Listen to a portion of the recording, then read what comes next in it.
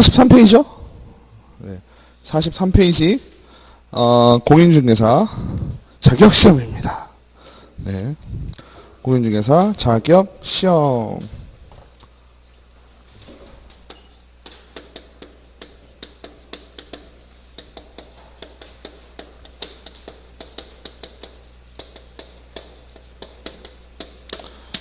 이거를 하는데요. 우리가 어찌됐건 여러분들도 지금 머릿속에 가족, 그죠?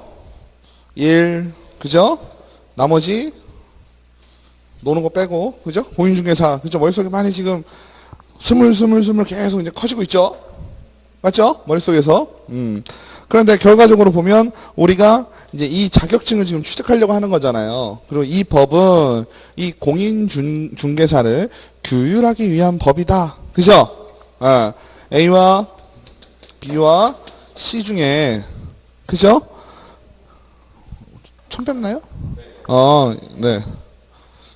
제가 기억력이 좋죠? C를, 그죠? C를 좀 더 많이 규율을 한다 했잖아요. 그죠? 왜 그런다 그랬죠? 이 법은 국민경제 이바지하기 위함인데, 그죠? 여기서 얘기하는 국민은 A, B, C 다 얘기하는 거죠. 43페이지입니다. 그랬는데, C는 부동산 중개에 대해서 가장 많이 알고 있는 사람이라 했어요. 그죠? 그래서 우리는 C를 많이 규율을 하면 자연스럽게 C가 A와 B에 미치는 영향이, 그죠? 커지기 때문에 전체가 다 고루 좋게 된다라는 얘기를 좀 했었어요. 그죠? 그래서 이 시험은 기본적으로 공인중개사 자격을 취득한다. 그죠? 자격을 취득을 하려면 시험에 합격을 해야 되겠죠?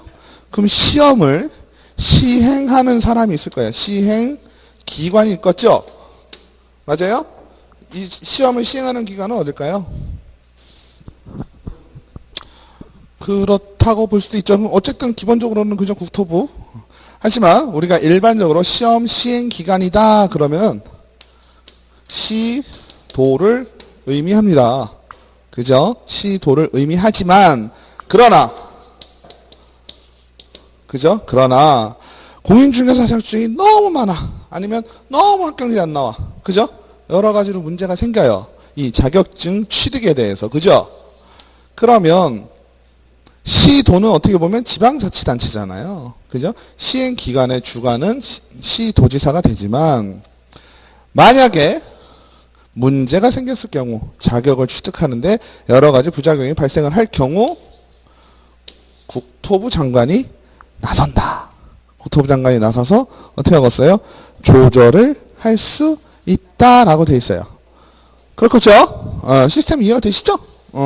그러면 국토부 장관이 조절을 할 수 있다라고 했는데 그때 조절을 할 때 그냥 본인 스스로 문제를 보니 문제가 있다. 조절해야 되겠네. 이러진 않을 거란 얘기죠.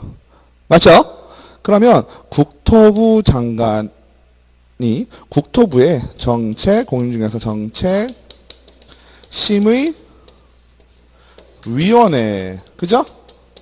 위원회의 의결을 통해서, 그죠? 의결을 통해서 조절을 할 수 있다라는 겁니다. 아시겠죠? 그래서 맨 처음으로 나오는 게 뭐예요? 공인중개사 정책심의위원회 이렇게 나오죠? 그래서 이 정책심의위원회가 중요한 거는 몇 가지가 있는데요. 첫 번째, 정책심의위원회는 어디에 둔다? 어디에 존재한다? 국토부에 존재하겠다. 그죠? 국토부에 둘 수 있다. 그러면 이 정책심의위원회에서 하는 일이 뭐냐? 첫 번째, 공인중개사 시험 등 공인중개사 자격 취득에 관한 사항. 지금 이 얘기죠? 그죠? 국토부에서 하는데 실질적으로 어디서 하는 거예요? 여기서 하게 된다라는 얘기입니다. 맞죠? 그럼 두 번째, 부동산 중개업의 육성에 관한 사항. 어떻게 하면 부동산 중개업을 더 잘하게 할 수 있을까? 그죠? 이런 얘기들을 하고요. 세 번째, 중개보수 변경에 관한 사항. 중개보수, 우리가 중개보수 받죠? 이라고. 왜? 그 내용, 변경할 수 있는 내용에 관한 사항을 하고요. 그 다음에 손해배상 책임 보장 등에 관한 사항 이렇게 합니다. 그죠? 그 다음에 두 번째 2항에는 뭐라고 나오나요? 공인중개사 정책심의위원회의 구성 및 운영 등에 관한 필요한 사항은 대통령령으로 정한다라고 했어요. 그죠? 그러면 심의위원회니까, 그죠? 무슨 위원회 그러면 최고 높은 사람이 누구겠어요? 그죠? 위원장이 있겠죠? 위원장이 있고 또 위원이 있겠죠? 그거에 대한 사항은 뒷장에 나오고요. 3항을 볼게요. 3항에 뭐라고 나오나요? 1항에 따라 공인중개사 정책심의위원회에서 심의한 사항 중 1호의 경우, 그러니까 1항은 위에 동그라미 1번을 얘기하는 거죠. 1호는 뭐예요? 1점 얘기하는 거잖아요. 그죠? 그러니까 공인중개사 시험 등에 관한 사항. 시험의 시행기간은 시도이지만, 그죠? 시도이지만 정책심의위원회에서 일정한 사항을 수급을 위해서 어떤 정책을 결정을 했다면 시도는 어떻게 하라는 얘기예요? 그 정책심의위원회의 내용을 따라라라는 얘기입니다. 아시겠죠? 그 다음에 자격시험은 공인중개사가 되려는 자는 시도지사, 동그라미 쳐놓으시죠? 그죠? 시도지사가 시행하는 시험에 합격을 해야 되고, 국토부 장관은 조절할 수 있고 직접 시험 문제를 출제하거나 시험을 직접 낼 수 있다. 그 다음에 공인중개사 자격시험의 시험 과목, 방법 및 시험의 일부 면제 등은 대통령령으로 정한다 하는데, 실제로 지금 시험의 일부 면제가 있나요? 없나요? 다른 시험 같은 경우는요, 법무사다 그러면은 뭐 고위 공무원이면 뭐 몇 과목 면제되고 막 이런 거 있거든요? 맞죠? 노무사도 그렇고. 근데 공인중개사는 아무것도 없다. 그러니까 동등하다. 누구나 법 앞에 평등하듯이. 그죠? 동등합니다. 중요한 건 넘기시면 44페이지. 우리가 항상 이 법을 공부하시면서 중요하게 생각될 부분이 있죠? 제재 부분이 나옵니다. 부정행위자에 대한 제재. 부정행위자가 뭐예요? 부정행위가 뭐예요? 컨닝. 그죠? 컨닝. 컨닝하다 걸리면 어떻게 된다? 시험을 응시를 못하게 해야 되겠죠? 그죠? 몇 년 동안? 5년 동안 시험을 응시 못하니까 5년 동안 어떻게 하라는 얘기예요? 자숙해라. 그죠? 맞아요? 시험 보다가 걸리면, 아니, 시험 볼 때 컨닝하다 걸리면 5년 동안 시험을 못 보니까 차라리 위험을 감수해서 컨닝을 하느니 그냥 보겠죠? 걸리면 어떻게? 떨어지면 다음에는 볼 수 있잖아요. 근데 이거 컨닝하다 걸리면 어떻게? 5년 동안 못 봐요. 문제가 있죠. 그래서 컨닝을 절대 하시면 안 돼요. 그리고요, 막상 가보시잖아요? 또 컨닝을 할 수가 없어. 옆에 누군 모르는 사람이야. 혹시나 나보다 잘할까 못할까부터 판단해야 되잖아요. 컨닝의 기준은. 그렇지 않아요? 컨닝의 기준은요, 제가 나보다 잘할까 못할까를 보고 판단을 해야 되는데 의심이 막 생겨. 암만 해도 쟤 나보다 못하는 것 같아. 이렇게 되거든요. 그래서 가끔은요, 한 학원 있잖아요. 한 학원에서 동시에 접수를 막 합니다. 그러면 막 같은 교실에 아는 사람이 생길 수도 있어요. 근데 지금은 잘 안 되겠죠? 어찌됐건 그랬었어요, 옛날에. 그래도 동시에 들어갔는데 평소에 모의고사 봤는데 내가 더 잘 봐. 그 문제가 되는 거죠. 그죠? 평소 모의고사 봤는데 내가 더 잘 보면 문제가 되죠. 아무튼 시험 볼 때 컨닝하다 걸리면 5년 동안 시험을 아예 볼 수가 없다. 아시겠죠? 그 다음에 두 번째, 결격사유예요. 결격사유는 뭘까요? 결격사유 아직 안 배웠죠? 결격이라는 거는 자격이 결핍됐다 뭐 이런 얘기죠? 이것도 마찬가지로 뭐예요? 시험을 볼 수 없다는 뜻이에요. 이 상황은 어떤 걸까요? 자격증을 취득을 했는데 대여나 양도 이런 걸 통해서 자격증을 빌려준 거예요. 자격증을 빌려주면 어떻게 돼요? 돈은 벌겠지요. 그죠? 돈은 벌지만 자격증은 안녕 날라갑니다. 그죠? 걸리면 날라가요. 그럼 자격증이 날라가면 어떻게 해야 돼요? 다시 따야 되겠죠? 근데 자격증 날라갔다고 바로 다시 따게 되면 될까요? 안 될까요? 안 되겠죠. 뭔가에 뭘 줘야 돼? 자숙기간을 줘야 되겠죠? 자격증 날라가고 3년 동안은 응시를 할 수가 없다. 아시겠죠? 그래서 공인중개사 정책심의위원회를 쭉 보시면 자세하게 양갈로 5번 44페이지 심의위원회 구성 보겠습니다. 심의위원회는 공인중개사 정책심의위원회 어디에 둔다? 네? 어디에 있어요? 어디에? 국토부에 둔다 그랬어요. 그죠? 국토부에 두는 기관이니까 국토부에 있는 사람이 심의위원회의 위원장이 되겠죠? 상식적으로. 그러면 원래는 누가 돼야 될까요? 장관님이 되셔야 되겠죠? 그죠? 장관님이 되어야 되는데 장관님이 좀 많이 바빠. 그죠? 바쁘니까 누가? 그 다음 차관, 제1차관. 그죠? 제1차관이 뭐가 된다? 위원장이 되고, 위원은 어떻게 될까요? 위원은 밑에 나오죠? 다음 각 코 어느 하나에 해당하는 사람 중에서 국토교통부 장관이 임명하거나 위촉한다 라고 되어 있어요. 그죠? 그러면 어찌됐건 자 한번 생각을 해보시자고요. 지금 정책심의위원회라는 거는 뭐예요? 공인중개사의 전반적인 사항에 대해서 그죠? 중요한 걸 결정하는 거잖아요. 그럼 국토부 자기 마음대로 하면 되겠어요? 안 되겠어요? 안 되겠죠?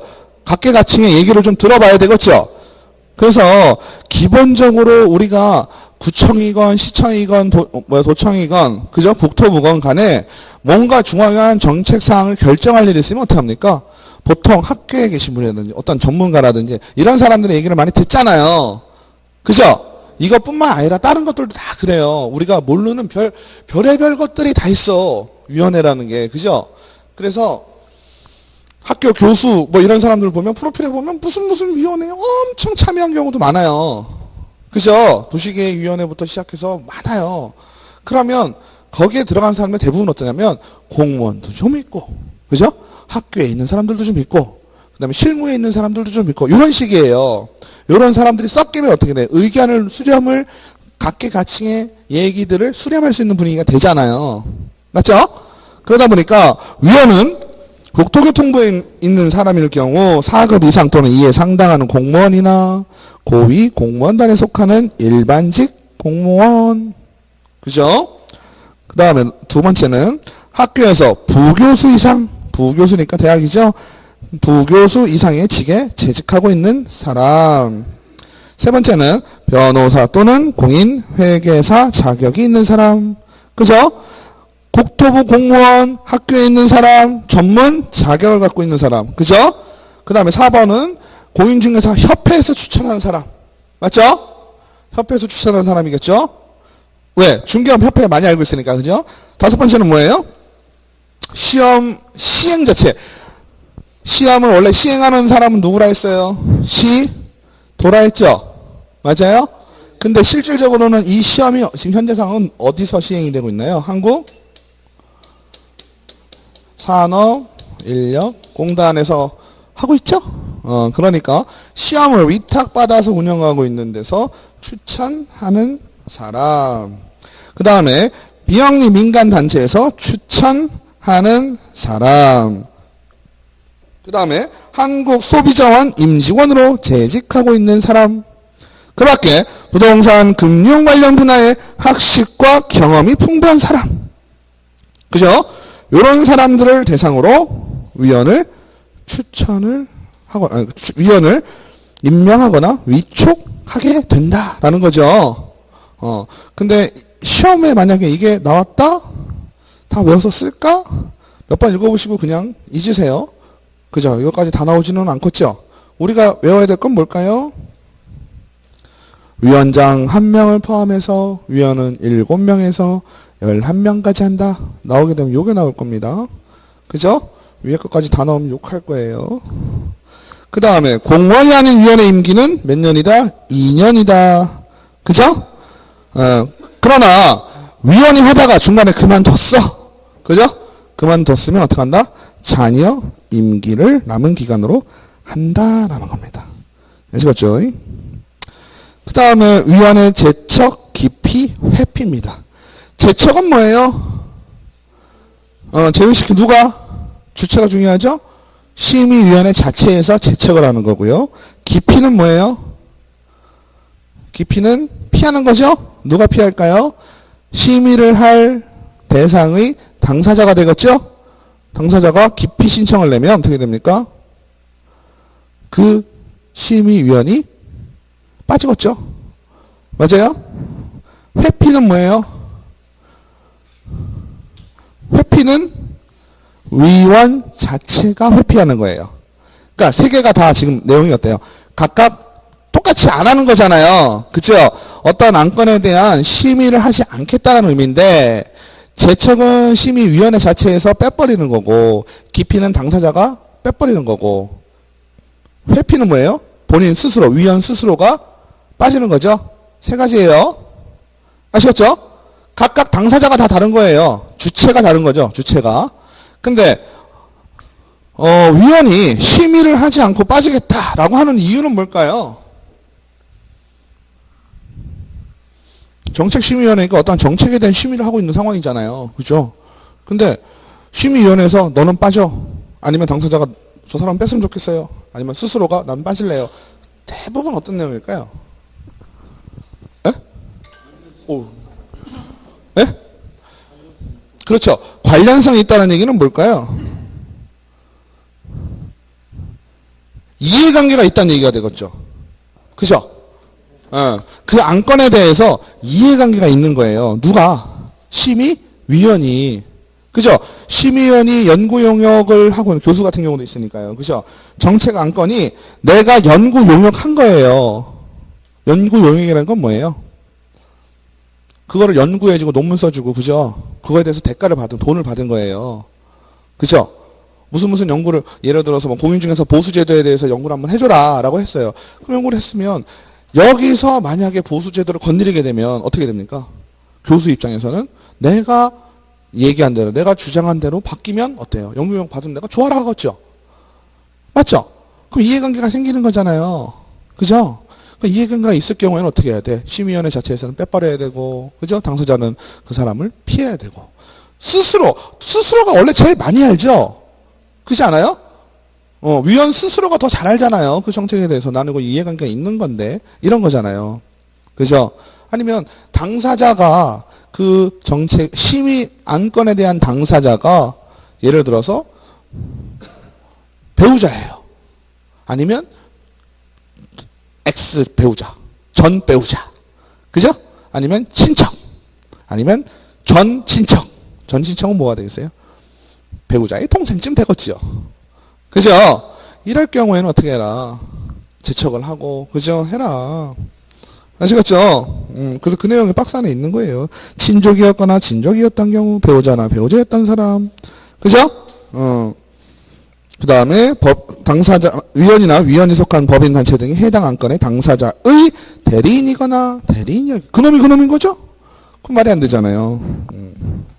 그래서 이럴 경우에 할 수 있고, 중요한 건, 국토교통부 장관은 동그라미 4번에 뭐라고 나오나요? 위원이 제척 사유 어느 하나에 해당되는데도 불구하고 회피하지 아니한 경우에는 해당 위원은 어떻게? 해촉할 수 있다. 그죠? 말이 멋있어서 그렇지 어떻게 한다는 얘기예요? 자르겠다는 얘기죠. 그죠? 넘기실게요. 위원장의 직무나 심의위원회 운영 이런 거는 읽어보시면 되겠고요. 간사도 있고요. 쭉 보시면 돼요. 그 다음에 시험을 시행한다. 이제 실질적인 시험 시행이죠. 원칙적으로는 누구다? 시도지사다. 그러면 여러분들은 한 번쯤은 들으셨겠지만 시도지사, 시군구 이 차이를 아시죠? 아시죠? 시도지사, 구청장 이렇게 나오죠? 맞아요? 그러면 시도지사, 시군구청장 이런 사람들 있잖아요. 차이가 뭘까요?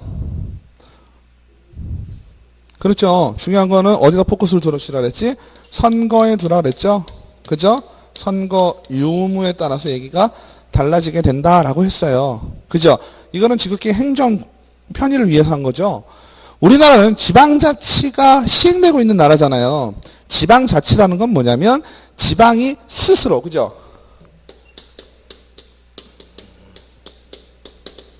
지방자치 하면 이 자치의 의미는 뭐예요? 선거를 통해서 우리 동네에 장을 뽑겠다는 얘기예요. 그죠? 그러면 시도지사는 선거로 뽑나요? 그럼 얘도 자치 단체가 되겠죠? 그죠? 시군구는 마찬가지죠? 되겠죠? 맞아요? 근데 시도하고 시군구를 비교하면 규모가 어떤 게 더 크나요? 시군구가 규모가 더 커요? 시도가 더 크죠? 여러 개의 시군구가 모여서 시도가 되니까. 그죠? 그래서 얘를 뭐라고 불러요? 광역. 그죠? 얘는 지방. 기초. 그죠? 기초. 얘네들을 합치면 지방, 자치, 단체. 그죠? 줄여서 뭐라 그래요? 그죠? 자체. 이렇게 부르잖아요. 맞죠? 지자체라고 얘기할 때는 두 개를 다 합쳐서 하는 말이고요. 그죠? 시군구를 얘기할 때는 기초자치단체, 시도지사는 광역자치단체라고 표현을 합니다. 그죠? 그러면 시도는 좀 일반적으로 좀 편하지만 일반적으로 시, 여기서 시 차이가 뭘까요? 위에도 시잖아요. 우리가 알고 있는 CT 그 시가 맞아요. 그죠? 여기도 CT의 그 시가 맞아요. 똑같아. 그죠? 근데 뭐가 다를까요? 에? 인구. 그죠? 인구가 맞죠? 인구가 더 많은 거죠. 어떻게? 여기가 더 많겠죠? 그래서 여기는 시 앞에 뭐가 붙어요? 특별. 그죠? 또 광역. 또 특별. 그렇죠. 여러분이 살고 있는 특별 자치 뭐 이런 게 붙겠죠. 맞죠? 특별자치시, 특별시, 광역시 이런 아이들을 시라고 부르는 거고요. 도는 뭐가 될까요? 도는 뭐 특별한 게 있나 싶죠? 근데 제주도 같은 경우 거기는 뭐예요? 제주 특별 자치 도라고 표현을 해요. 그죠? 맞아요? 그러면 여기는 우리가 알고 있는 일반 시죠? 일반 시가 될 거고 군도 뭐 일반 군이 되겠죠. 얘가 중요하죠. 군은 또 두 가지로 나눌 수가 있어요. 그죠? 여러분들 대전에 가까우니까 대전에 가면 무슨 구가 있나요? 아시는 구. 대전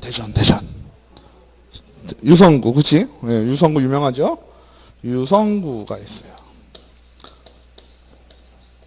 수원에 살아보신 분, 수원에 가면 무슨 구가 있죠? 영통구, 또 팔달구, 뭐 이렇게 있죠. 맞아요? 유성구와 팔달구를 한번 비교해 볼게요. 얘네 둘이 똑같이 구죠? 맞아요? 다른 구예요? 똑같은 구예요? 똑같은 구요? 보는 관점에 따라서 달라요. 왜냐하면 자치의 개념으로 본다면 얘와 얘는 다른 구야. 그죠? 근데 행정구역상, 행정편의상으로 본다면 이구나 똑같은 거예요. 아시겠죠? 왜 그러냐면 유성구는 선거를 통해서, 그죠? 선거를 통해서 장을 뽑는 거죠. 얘는 수원시장의 임명을 통해서, 그죠? 구청장이 직을 수행하게 되죠. 그러면 얘는 선거가 있고 얘는 선거가 있어요? 없어요? 없죠. 그러면 선거가 있는 거니까 선거랑 뭐가랑 같은 말이라 했어요? 자치랑 같은 말이죠. 자치구라고 부르면 되겠고, 그죠? 얘는 뭐라고 부르면 될까요? 이 말을 붙일 수가 없죠? 그러니까 뭐라고 불러야 돼요? 얘는 행정구 이렇게 불러야 돼요. 아시겠죠? 이래서 실질적으로는 애들이 어때요? 성격으로 보면 좀 다르지만 하는 일은 어떨까요? 하는 일 똑같아요. 여기서 우리가 중요한 건 뭘까요? 지금 자격증 얘기를 하고 있잖아요. 자격증 얘기를 할 때는 시도지사가 관할을 한다 했어요. 맞죠? 시도지사가 시행기관이라 그랬어. 그러면 시도지사는 알겠다 이거지. 그럼 시군구는 왜 여기서 갑자기 나왔냐? 얘는 뭐하고 관계있냐면 나중에 등록이라는 이 시험보다 더 중요한 아이하고 관계가 있어요. 아시겠죠? 시험보다 더 중요해 등록은. 근데 이 등록하고 얘네들의 관계가 있는데 우리가 중요한 건 뭐냐면 시군구를 얘기할 때 얘네들을 비교해서 시험을 치러야 된다는 얘기지. 왜 그럴까요? 우리는 아예 처음부터 아무것도 안 알려드리고 시군구가 등록관청이 이러면 편한데, 그죠? 시험 문제에서 만약에 꽈서 구청장을 선거로 뽑지 않는 수원의 팔달구에서는 등록관청이 어디냐 뭐 이런 식으로 물어볼 수도 있잖아요. 그러면 갑자기 확 헷갈리는 거죠. 그죠? 맞죠? 내가 아는 시군구는 선거를 통해서 뽑는 건데, 그죠? 갑자기 그런 얘기를, 몰랐던 얘기를 써놔. 생각도 안 했던 얘기를. 그럼 골치 아파지잖아요. 시험 보는데, 그죠? 구자가 붙은 아이는요, 무조건 그냥 등록관청이에요. 왜? 행정적인 측면에서 보면 하는 일이 똑같거든. 그죠? 구청장을 뽑는 방법에 따라서 달라지지만. 왜 그럴까요? 우리가 보통 구가 있다 치면 인구가 어느 정도 된다? 한 구당 약 30만 정도 보면 돼요. 약. 뭐 정해져 있는 건 아닌데 청주 같은 경우 예전에 60만이었을 때 구가 2개였어요. 지금 80만이거든요. 구가 4개예요. 앞으로 조금 커질 걸 예상하고 대전 같은 경우 150만이죠. 구가 몇 개예요? 5개로 알고 있는데요. 동구, 서구, 중구, 유성구, 대덕구. 그죠? 5개예요. 그러니까 대략 한 30만 정도 정해져 있는 건 아니에요. 근데 우리가 법에 시는 정해져 있어요. 시. 여러분들 시 알죠? 여기 시 있죠? 요시. 요시는 지방자치법에 뭐라고 나오냐면 인구 5만 이상이면 시를 할 수가 있어요. 우리는 보통 10만 생각하죠. 근데 인구 5만 이상이면 시가 가능해요. 원래. 아무튼 우리가 기억할 건 뭐다? 자치구 행정구 있다라는 것도 좋지만 무조건 구자가 붙으면 어떻게 해라? 거기 가서 등록해라라는 얘기예요. 그리고 등록관청, 감독, 지휘, 감독도 다 구청장, 구에게 받는다라고 이해를 하시면 되겠습니다. 아시겠죠? 그래서 자치자가 붙으면 다 선거를 통해서 된다는 얘기예요. 마지막으로 하나만 할까요? 제주도 같은 경우는 어떻게 될까요? 제주도. 제주도에 가시면 비행기 내리면 어디예요? 제주? 그죠? 밑에는 제주시, 밑에 중문이 있는데 뭐죠? 서귀포시. 그죠? 그러면 제주시에다가 내가 등록을 한다라고 하면 누구한테 추천하면 되겠어요?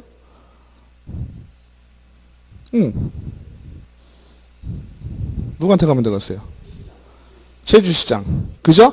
서귀포에서 한다 그러면 서귀포 시장으로 가면 될까요? 이 얘기를 왜 던졌을까요? 제주도에 가면 제주시가 있고 서귀포시가 있는데 제주시장, 서귀포시장도 있겠죠? 선거를 통해서 뽑나요?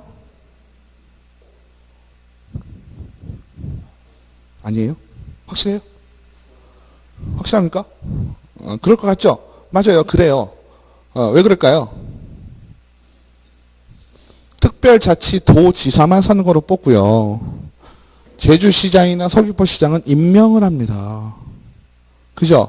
그러면 여기가 아까 제가 일반시라고 말씀드렸잖아요. 일반시의 개념에서 일반은 무슨 걸 아예 염두를 하고 얘기를 한 거였죠. 시급에서는 당연히 선거를 통해서, 그죠? 선거를 통해서 시장을 뽑는다라고 말씀을 드렸죠. 기본이 여기서는 그거였잖아. 그래서 일반이라는 표현을 썼잖아요. 근데 제주시나 서귀포시장은 어떻다? 선거가 없어요. 그죠? 그러면 여기 일반시는 다른 말로 하면 선거가 있으니까 뭐라고 부를 수 있겠어요? 자치. 선거는 자치라 그랬잖아. 그죠? 시라고 부를 수 있어요. 맞죠? 여기도 그렇잖아요. 자치구잖아. 그럼 얘는 뭐가 되겠어요? 행정시라고 부른다. 아시겠죠? 제주시하고 서귀포시장은 선거로 뽑지 않는다. 그렇죠? 근데 지금 세종시 같은 경우는 세종역이에요. 특별자치시야. 그죠? 그럼 세종시는 지금 인구가 얼마예요? 약 25만까지 됐어요 벌써? 20만 돌파한 지 얼마 안 된 것 같은데? 아무튼 25만이라고 보고요. 30만이 되면 제가 뭐라 했죠? 구가 생긴다 그랬죠? 그러면 30만이 생기면 9가 생기나요? 의미가 없죠. 그죠? 30만에 하나니까. 최소 50만은 돼야 되겠죠. 그죠? 세종시에 9가 생기려면 한 50만 정도는 돼야 9, 2개 정도의 9로 나눌 수 있겠죠? 맞죠? 그러면 나중에는 어떻게 되겠어요? 지금은요, 뭐 등록하고 뭐 하려고 하면 어디로 가야 되겠어요? 이거는 세종시는 무조건 다 지금 시에서 하고 있어요. 시도지사와 이 구별이 무의미하죠. 그죠? 광역자치단체, 지방자치단체 구별이 무의미해요, 현재까지는. 그러니까 무조건 다 세종시청으로 가시면 돼. 그죠? 자, 그래서 시험 시행은 이런 식으로 하고요. 아까 말씀드렸던 것처럼 시험제를 직접 출제를 하거나 수급 조절이 필요하다고 인정이 될 때는 국토부 장관이 관여한다 그랬죠? 그래서 공인중개사 정책심의위원회 의결을 통해서 진행을 합니다. 그 다음에 응시수수료입니다. 응시수수료는 뭐 한 번쯤은 그래도 다뤄드려야 되는데, 자 볼게요. 상식적으로 생각을 할게요. 이거를 외우려고 그러면 머리 아프죠? 자, 시험 공고가 났어요. 시험 공고가 나면 뭐가 나오죠?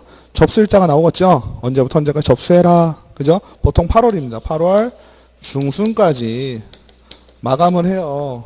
그죠? 그러면 약 8월 10일부터 8월 20일까지 마감이라고 칠게요. 그러면 8월 10일날, 11일날, 12일날 막 신청들 하시겠지? 그죠? 신청을 하다가 12일날 제가 신청을 했어요. 근데 19일 되니까 아휴, 공부도 안 했고 10월달까지 가봐야 재미도 없을 것 같고 되지도 않을 것 같고 에이 포기해야 되겠다. 그죠? 그러면 어떻게 해요? 그냥 시험 응시로 낸 거 포기하고 말아요? 한번 물어나보자. 그죠? 응시가 취소가 되는지 물어나보자. 물어봤다니까 시험을 시행하는 기관에서는 시행기관의 입장에서 보면 어때요?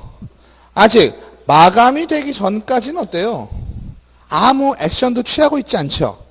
맞죠? 아무 액션도 취하지 않고 뭐 해요? 접수만 받는 거죠? 맞아요?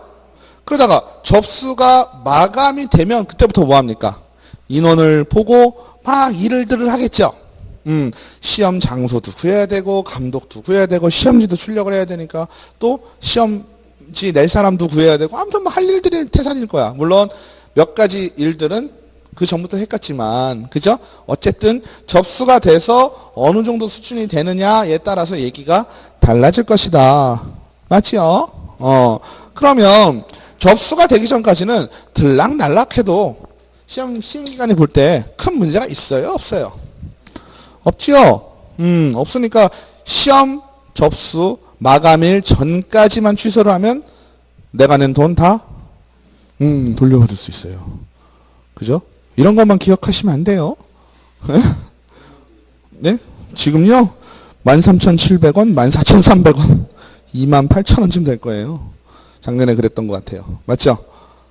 28,000원. 1, 2차. 옛날에는요, 응시료도 웃기는 게요, 1, 2차가 구별이, 그러니까, 맞아요. 1차만 낼 수가 없었어요. 다 내던가, 2차만 내던가, 두 가지였어요. 무슨 말씀인지 아시죠? 1, 2차를 다 내던가, 그랬던 것 같아요. 근데 지금은 나눠서 낼 수 있어요. 시험이, 우리 시험은 2시간을 다 같이 보니까, 그죠? 아무튼, 그렇다 치고, 시험은 저 마감이 됐네. 마감이 됐는데, 한 7일 전까지. 업무 처리를 한 7일까지는 할 거 아니에요. 7일이면 인원에 따라서 몇 개 구해야 되고 이런 일들을 막 쭉쭉쭉 진행을 했을 거 아니에요.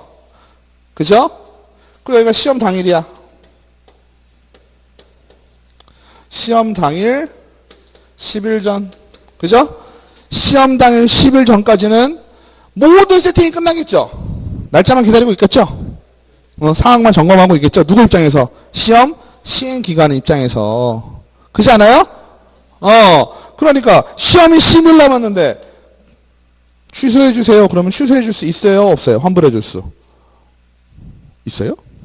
이미 다 해놨는데 다 예약해놓고 다 끝났는데 시험기관 입장에서 시험이 다음 주인데 취소하면 돌려줄 거예요? 무슨 일 하실 때 그렇게 될까? 좀 많이 어렵겠죠? 맞죠? 기간이 좀 어느 정도 남아있으면 수습할 수 있는 내가 시간이 있잖아요. 시행기관 입장에서. 물론 시험을 접수하신 분들이야 당장 내일 시험이라도 나 오늘 취소할래요 그러면 다 돌려주면 좋죠. 그죠? 근데 시행기간 입장이라는 것도 있잖아요. 그죠? 그럼 시행기간 입장에서는 시험 보기 열흘 전까지는 어때요? 너는 이제 추수해도 돈은 못 돌려줘. 이런 느낌 모르셔도 아는 걸로. 그죠? 네. 그렇게 생각을 그냥 이해를 하세요. 외우려면 힘드니까. 다시 정리하면 시험 접수일까지는 들고 날라고 해도 전혀 문제 없죠? 그럼 시험 당일에 열흘 전까지는 어때요? 요 부분에서는 야 이제는 네가 취소한다고 해도 나는 돈은 못 돌려주네. 이게 대충 맞죠? 맞아요. 그 다음에 접수일로부터 7일까지니까 접수일은 일주일 동안 빡세게 일을 한 거야. 그죠? 일을 했으니까 일한 만큼 까고 줘야 되겠죠? 여긴 60%예요. 여기는 100% 다 주고 여기는 60% 줍니다. 그죠? 그러면 여기는 빵 프로. 그죠? 10일 전 요 사이에는 50%. 그죠? 기간으로 따지면 여기가 제일 길죠? 그죠? 8월이고 여기는 10월이니까 여기가 며칠이나 한참 되죠? 2달 정도가 되죠. 2달. 한 4, 50일 될 거예요. 그죠? 열흘 전까지는 안 되니까 어차피. 아시겠죠? 그 다음에 넘기시겠습니다.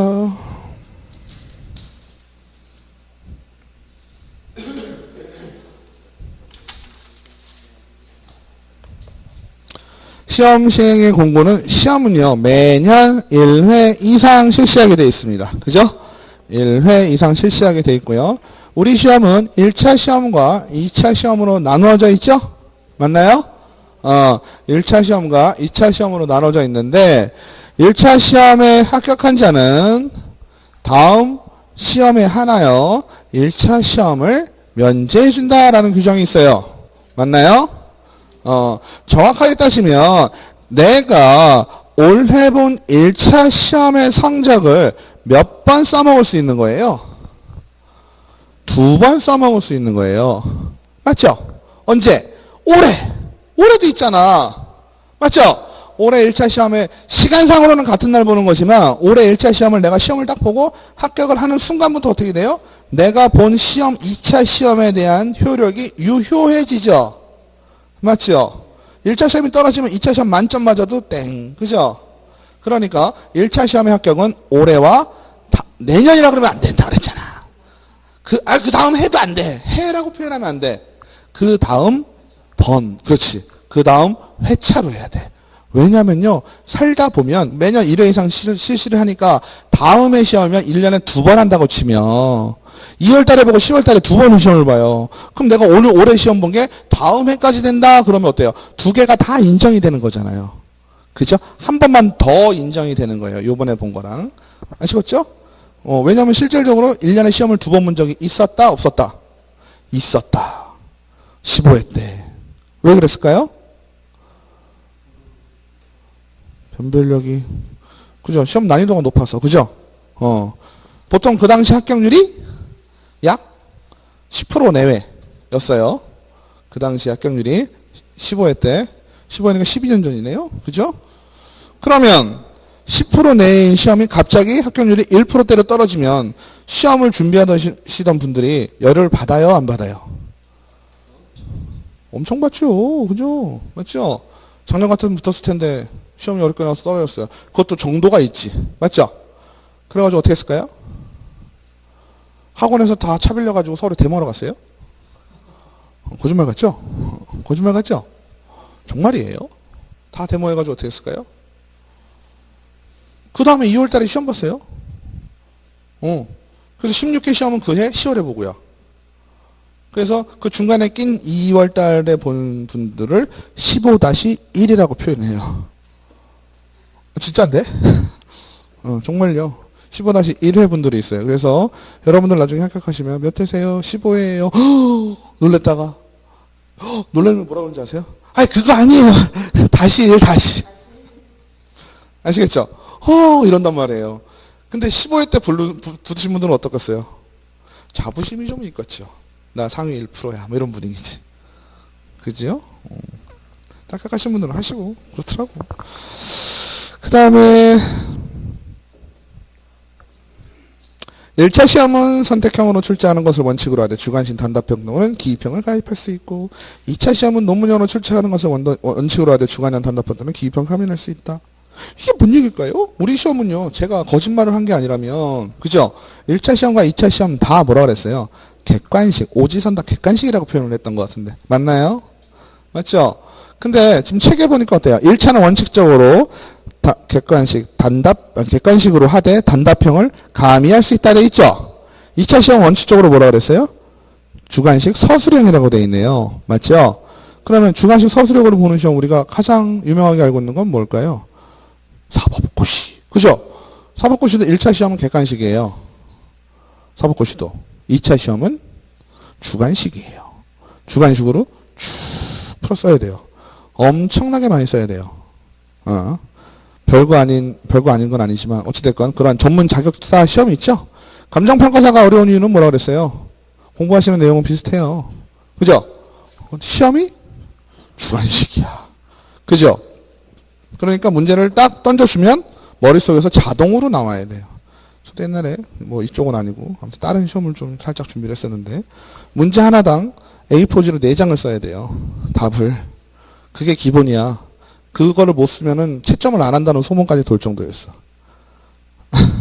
그 정도로 써줘야 채점을 한대. 안 쓰면 그냥 탈락. 뭐 그런 얘기가 나올 정도로 많이 못 쓰면 거의 떨어지는. 근데 그걸 쓴 거 자체가 우선 대단한 거죠. 그죠? 아무리 내가, 그렇잖아요. 쓸데없는 말을 쓰기도 4장이 힘든데, 시간도 정해져 있잖아요. 그러니까 그 시간 내에 이걸 다 쓴다는 게 쉬운 게 아니란 얘기지. 아무튼, 그렇습니다. 근데 우리 시험은 현실적으로 보면 어때요? 다 객관식이다. 이건 무슨 얘기일까요? 48페이지에 보시면, 그죠? 양갈로 4번에 뭐라고 돼 있어요? 맨 밑에. 2차 시험은 논문형으로 출제하는 것을 원칙으로 하되 주관식 단답형 또는 기입형을 가미할 수 있다 돼 있죠. 또는 뒤에 있는 얘기는 뭐예요? 단답형이니까 답은 뭐 공인중개사. 이게 단답형이죠? 그죠? 서술형은 공인중개사의 목적을 써라. 공인중개사 이 법은 어쩌고저쩌고 쓴 다음에 여기서 얘기하는 누구는 누구고 누구 이렇게 쭉 쓰는 게 서술형이잖아요. 맞죠? 근데 우리는 객관식이거든요? 어떻게 된 걸까요? 재밌는 건요, 법에. 이 자격 시험과 관련된 법에 보면요. 1차 시험과 2차 시험을 동시에 시행할 경우에는요. 2차 시험은 객관식으로 볼 수가 있어요. 우리가 알고 있는 모든 시험의 1차, 2차 서술형 있는 시험은요.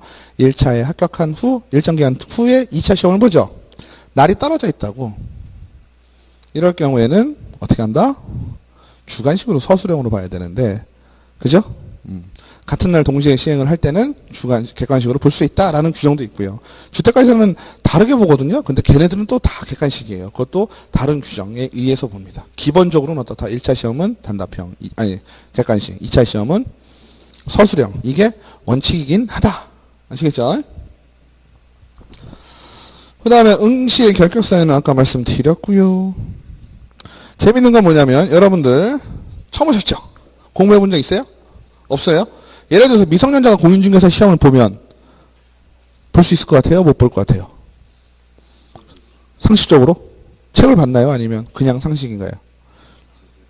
그럼 7살짜리도 가서 시험 볼 수 있을까요? 안 되겠죠. 그죠? 되긴 돼요.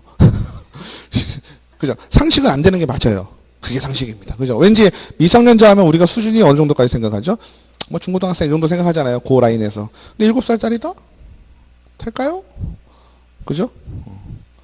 되긴 돼요. 근데 문제는 뭐죠? 공인중개사 자격을 취득을 하더라도, 그죠? 공인중개사 자격을 취득하는 목적이 뭐죠? 응? 뭐라고요?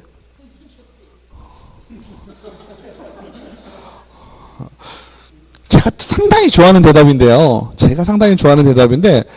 그거는요, 공인중개사 자격을 취득해서, 그렇죠. 네, 맞죠. 공인중개사 이바지 하려고, 그죠? 맞습니다. 제가 오히려 당했네요. 생각지도 않대.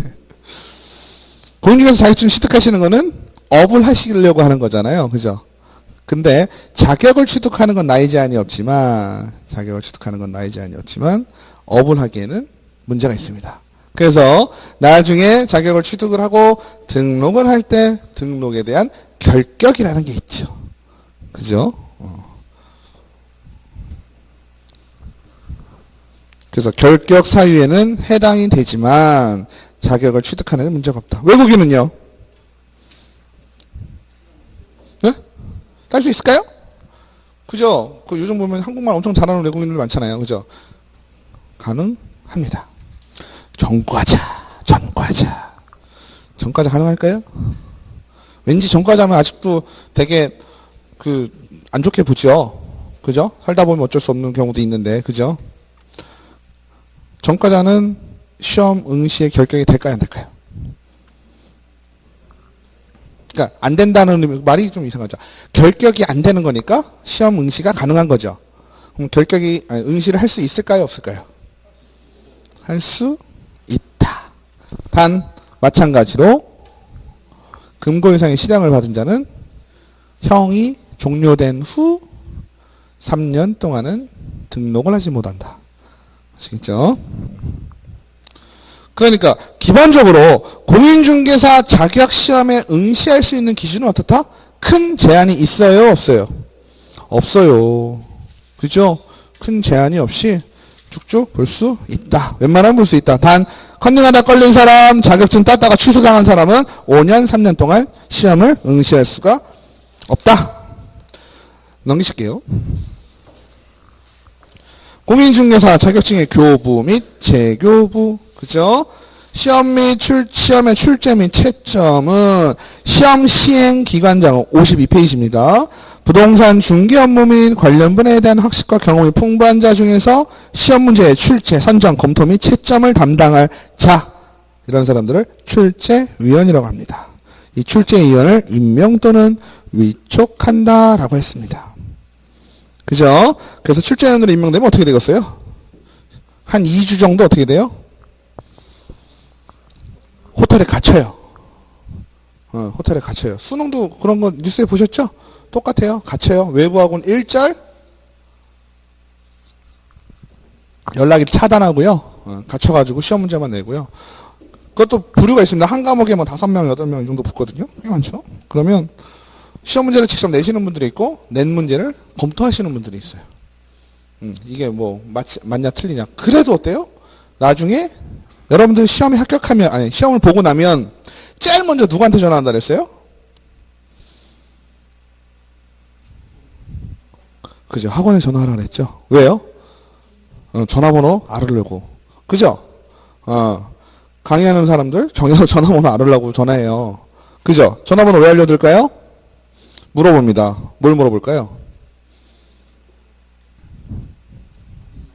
그렇죠. 답이 이상한 거 혹시 있느냐? 그죠? 문제 이상한 거 있느냐? 이의 제기할 수 있는 거 있느냐? 라고 물어본다 그랬죠? 왜 그렇죠?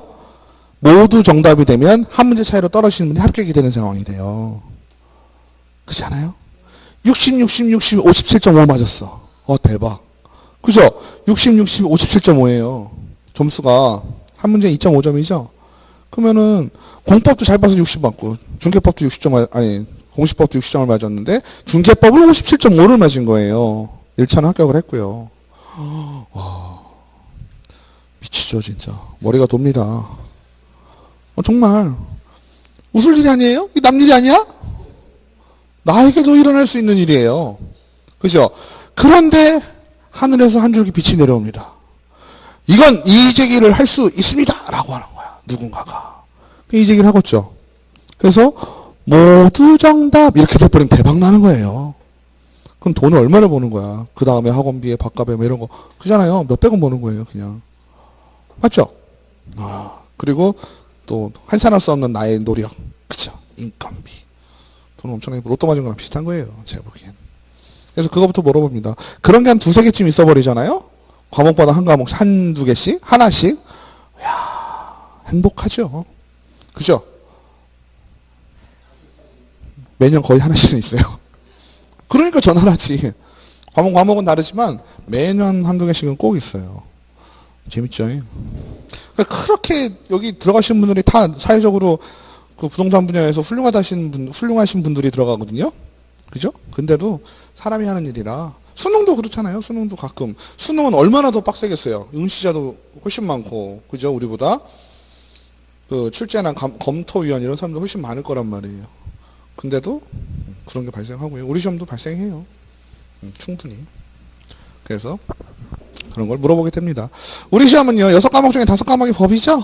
그러니까 부동산 분야나 경제에 전공하신 분들은 부동산 학개론 쪽으로 많이 가시고요. 그죠? 법 전공하신 분들이 나머지 과목을 많이 맡아서들 하셔요.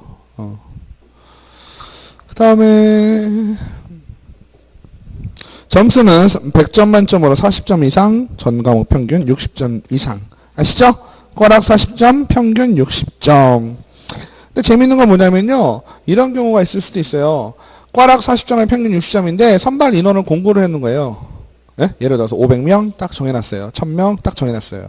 근데 490명까지 60점이야. 490등까지.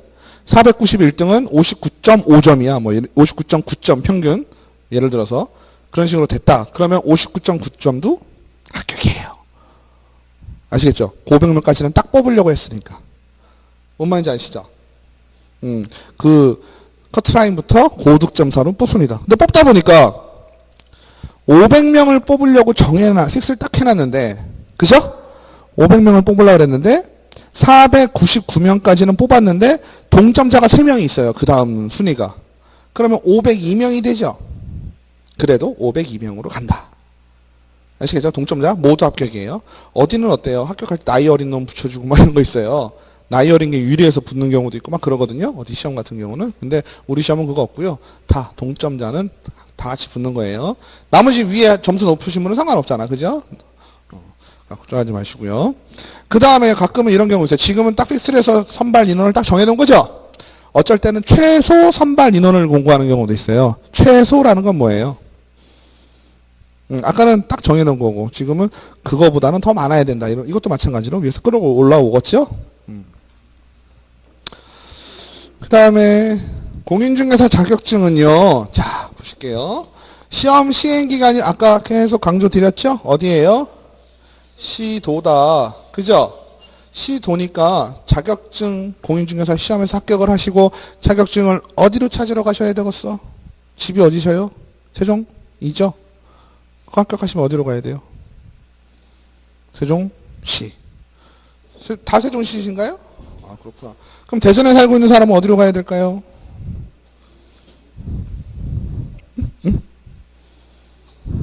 유성구청? 대전 유성구에 살고 있는 사람은 자격증을 찾으러 유성구청으로 가면 될까요?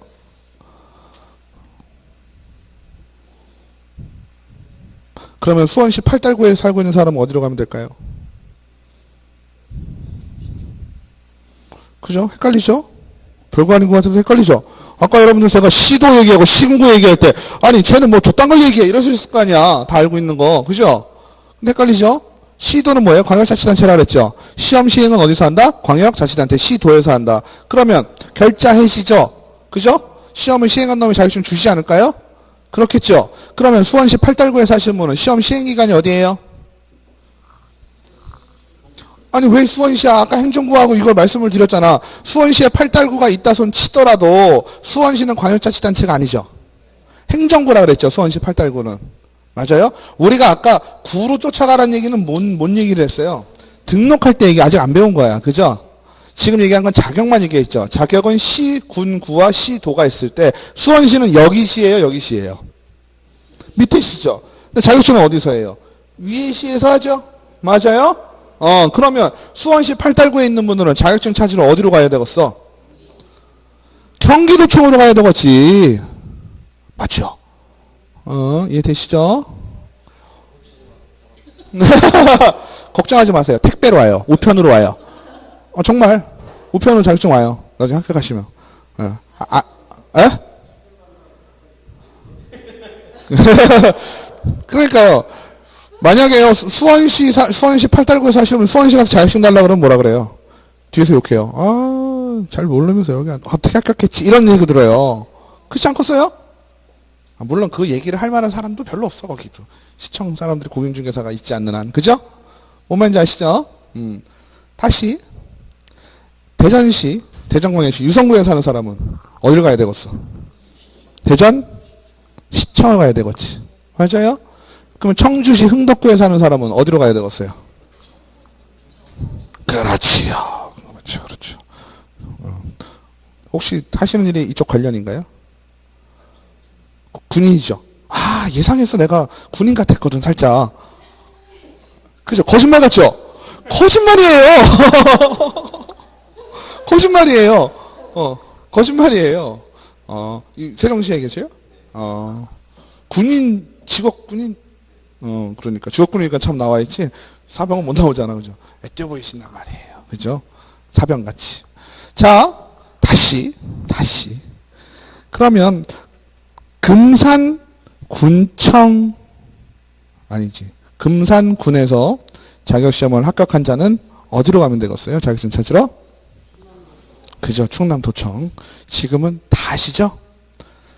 뒤에 계신 분들이요. 지난번에 다 아셨거든요. 한 바퀴 돌았잖아요. 또 헷갈리기 시작해요. 그죠? 대답 안 하신 거죠? 아니까. 맞죠? 아시는데 대답 안 하신 거지?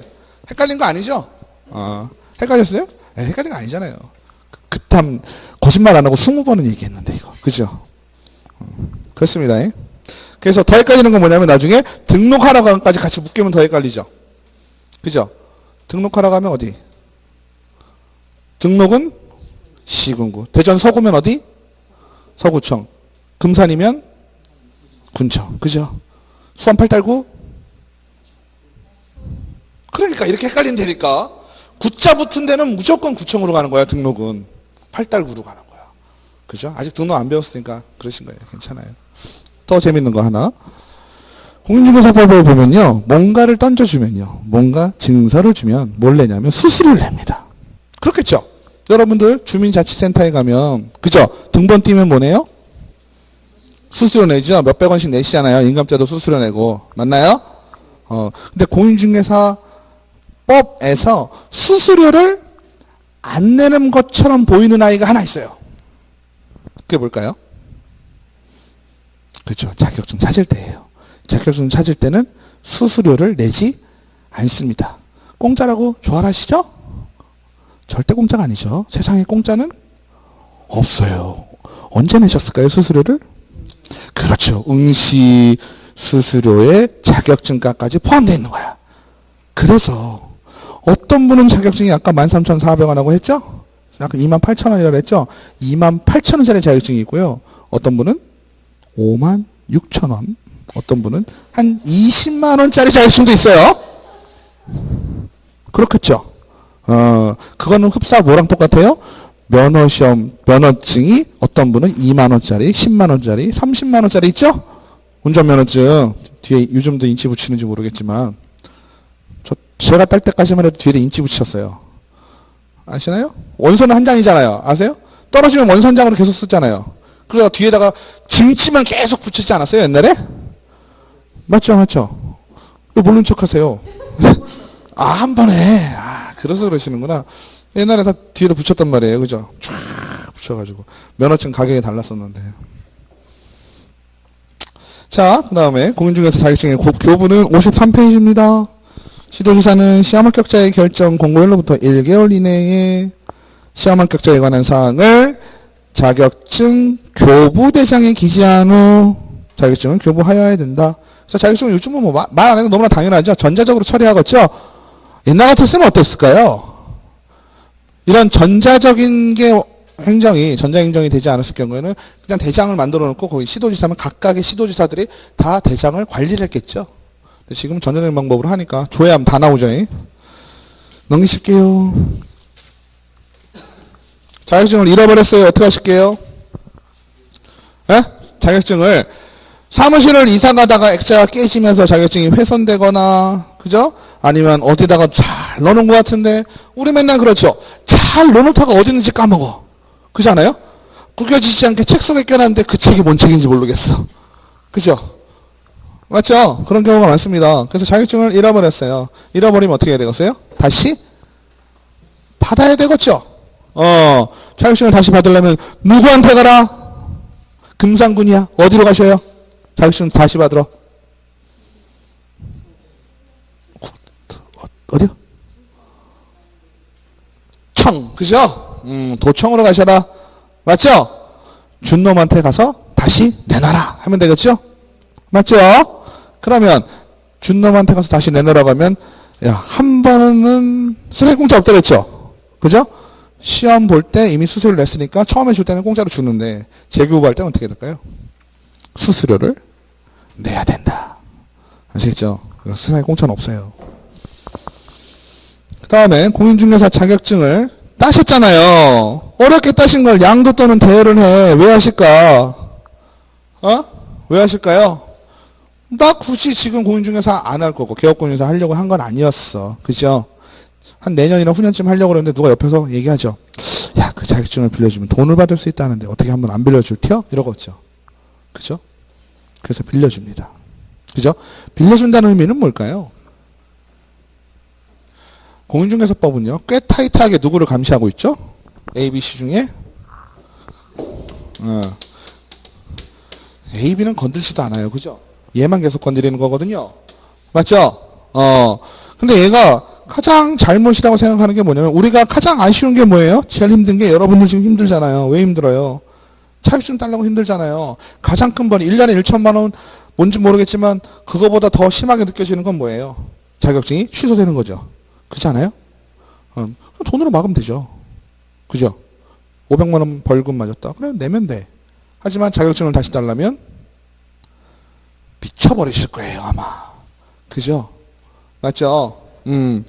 근데 자격증을 어렵게 따서 누군가에게 양도를 하거나 대여를 하거나 이러면 어떻게 될까? 자격증을 취소 당하게 됩니다. 거기서 끝나는 것이 아니라 형벌도 받죠? 얼마? 1년에 1천만 원. 그러면 자격증을 양도받거나 대여받은 자는 어떻게 될까요? 자격증이 있어요? 없어요? 없지요. 그러니까 자격증을 취소할 건덕지가 없죠? 그러니까 자격증 부분은 빠지고 형벌만 바꿨죠? 받은 자도 얼마? 1년에 1천만 원. 이해되시죠? 그러면 중요한 건 얘가 빌려줬는지 안 빌려줬는데 의미가 정확하게 어떻게 되냐가 중요하지 않겠어요? 그죠? 내가 빌려준 건지 내가 한 건지 판단을 할 때 어떻게 하고 있어요? 그죠? 양도를 해도요, 자기 사업장이 있어요. 예를 들어서 C라는 사람이요, C 프라임이라는 사람, D죠. C가 공인중개사니까 D라는 사람한테 빌려주잖아요. 그럼 이 D라는 사람이 사무실을 다 꾸며놓겠죠. 그죠? 그리고 C의 명의로 어떻게 되겠어요? 이 사람은요, 자격증 빌려줄 때 그냥 끝나는 게 아니에요. 등록을까지 해줘야 되잖아요. 그죠? 그럼 어떻게 해야 되겠어요? 실무교육도 받고, 그죠? 실무교육도, 자격증 취득했으니까 실무교육 받고, 등록까지 C가 알아서 해줘야 돼요. 자격증 빌려주는 게, 야, 이거 가져가. 이게 안 끝나는 게 아니에요. C는 실무교육 받고 다 해야 되거든. 다 했는데 C 자리가 있겠어요? 없겠어요? 있기야 있을 수도 있겠죠? 근데 보통 어디 있겠어요? 원래는 여기 있어야 되는데, 뭐 여기나 요런 데 있겠죠. 여기는 딴 사람이 앉아있어요. 주 업무를 해야 되니까. 그죠? 왜 그럴까요? C는 나오지도 않으니까. 아시겠죠? C가 나와야 되는데 실질적으로 누가 운영을 하는 거예요? D가 운영을 하는 거예요. 사무실 누가 빌렸어요? D가 빌렸죠. 그죠? 그 다음에 관계된 모든 것들 C의 이름으로 하지만 D가 경제적인 부분 다 투자를 했겠죠. 맞아요? C는 어쩌다 나오는 것도 아니고 안 나오죠. 거의 안 나옵니다. 이런 경우에는 실질적인 대여, 양도 이런 걸로 볼 수가 있죠. 맞아요? 근데 C는 개업을 정말 하고 싶었으나, 그죠? 금전적으로 많이 어려워. 그죠? 그래도 공인중개사 사무실을 내려면 돈이 많이 그렇게 많이 필요하진 않죠. 다른 업종에 비해서. 그게 참 장점이에요. 그래도 보증금 2천만 원, 3천만 원은 있어야 될 거고, 인테리어 하는데, 왜요? 1,000만 원짜리 상가도 있으니까, 500만 원짜리 상가도 있고, 그건 보증금이야, 어차피. 그렇고. 인테리어가 진짜 비용이 안 들죠? 제가 볼 땐 2천만 원 안쪽이면 다 돼요. 왜냐면 이런 거 할 필요가 없잖아요. 깨끗한 신축 상가면 그냥 들어가도 돼요. 에어컨만 놓으면 돼. 에어컨하고 난로, 책상만 놓으면 되잖아요. 비용 해봐 얼마나 들겠어요. 그죠? 근데 C가 어려워서 그걸 못 해요. 그죠? 그러니까 D가 모든 걸 다 돼요. 그리고 C한테 뭐라 그러냐면, 중개업을 네가 다 하는데 나랑 이익을 반반씩 나누자. 되겠어요? 안 되겠어요? 응? 되지 않을까요? 될까요? 어떻게 써요? 이익을 반반 나누는 계약을 체결을 하고, 이름은 네 걸로 다 하고, 공인중개사 일도 네가 해. 나는 잡다한 걸 도와줄게. 왜? 나는 공인중개사가 아니니까. 걸릴까요? 안 걸릴까요? 그거는 대여라고 보지 않았어요. 그죠? 왜 그럴까요? 공인중개사 자격증을 대여했다. 양도했다. 이 개념이 중요한 게 뭐냐면 실질적으로 중개업에 있어서 자격증이 없는 무자격자, 무등록자가 중개업을 하기 싫은 거예요. 법에서는. 얘가 돈이 없어서 얘가 차려줬다선 치더라도 실질적인 일 자체에 대해서는 공인중개사가 했다면 문제가 생길 가능성이 많아요, 적어요? 적죠? 맞죠? 근데 무등록자가 중개업을 영위하면 어떤 문제가 발생해요? 여러 가지 많은 문제들이 발생할 요소들이 있잖아요. 공인중개사법은 개를 싫어하는 거예요. 그 부분을 싫어하는 거예요. 아시겠죠? 거꾸로 C가 차렸다고 칠게요. C가 차렸는데 이 차린 거를 D한테 양도하잖아요. 양도하게 되면 어떻게 돼요? 얘는 안 나오죠? 물론 얘가 가끔 나와서 한두 건씩 했다 손 치자고요. 하지만 전반적으로 운영하는 건 누가요? 얘가 하죠. D가, 무등록자가. 이럴 경우에는 또 양도로 본다는 얘기예요. 즉 얘가 중개업과 관련된 일을 몇 번 했다 손 치더라도 실질적으로 D가 다 나서서 했다. D가 한 게 더 많다. 이럴 경우에는 양도로 보는 거예요. 하지만 D가 중개 업무에는 관여를 하지 아니하고 C가 다 했다면 양도로 보지 않았다. 그래서 판례가 두 가지가 그렇게 나왔어요, 지금. 그죠? 54페이지에 보시면 뭔 말인지 모르겠지만 맨 끝에 뭐라고 하냐면 대여 행위에 해당한다라고 되어 있죠. 그죠? 공인중개사가 비록 스스로 몇 건의 중개 업무를 직접 수행한 바가 있다 하더라도 실질적으로는 무자격자라고 하여금 자기 명의의 공인중개사 업무를 수행하도록 한 것이 인정하여 구부동산 중개업법이 금지하는 공인중개사 자격증이 대여 행위에 해당한다. 실질적으로 공인중개사가 몇 건 했다선 치더라도 어때요? 그죠? 무자격자가 운영을 하는 거라면 그건 대여예요. 근데 오른쪽에 보면 뭐예요? 공인중개사가 무자격자로 하여금 그 공인중개사의 명의로 개설 등록을 마친 중개사무소의 경영에 관여하거나 자금을 투자하고 그로 인한 이익을 분배받도록 하는 경우라도 공인중개사 자신이 그 중개사무소에서 공인중개사인 업무인 부동산 거래 중개 행위를 수행하고 무자격자로 하여금 공인중개사의 업무를 수행하도록 하는 것이 아니라면 이를 가리켜 등록증에 대여를 한 것이라고 말할 수 없다. 뭔 말이야? 말이 좀 어렵죠? 그죠? 하나하나 그러지 아니하지 아니한다 뭐 이런 뜻이잖아요. 거의 보통. 맞죠? 근데 이거는 끝에 뭐라고 끝났어요. 그래서 우리나라 말은 끝까지 들어봐야 되고 판례는 맨 끝에 것만 보면 돼요. 맨 끝에 말이 제일 중요하거든요. 등록증의 대여를 한 것이라고 말할 수 없다. 등록증 대여를 한 것이 아니다 라고 하면 될 것을 등록증 대여를 한 것이라고 말할 수 없다라고 돼 있죠. 그러니까 등록증 대여란 얘기예요? 아니란 얘기예요? 아니란 얘기지. 근데 이 내용을 보니까 어때요? 돈을 누가 냈어요? 무자격자가 냈잖아요. 근데 실질적으로 업무를 누가 했다? C가 다 했다. 그 뜻이에요. 그죠? 그럴 경우에는 대여로 보지 않는다. 그 다음에 유사명칭 사용 금지는 뭘까요? 무등록자, 무자격자가 공인중개사와 비슷한 명칭, 부동산 카페, 부동산 뱅크, 부동산 뭐 있죠 또? 뉴스 뭐 이런 거 있죠? 이런 거 쓰면 어떻게 된다? 1년에 1천만 원의 벌금에 처한다. 이 사람들 자격증이 있어요? 없어요? 없지요? 없으니까 자격증 건드릴 수 있는 게 있어요? 없어요? 없지요. 그렇습니다. 네, 좀 쉬었다가 등록하겠습니다.